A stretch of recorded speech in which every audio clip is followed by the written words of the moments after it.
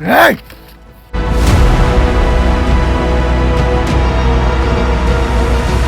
ఆగు!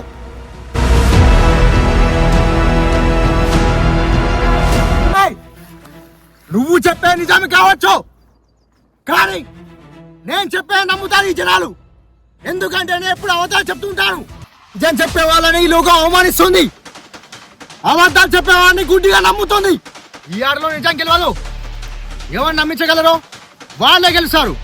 నీ నిజమేంటో చెప్పు పో.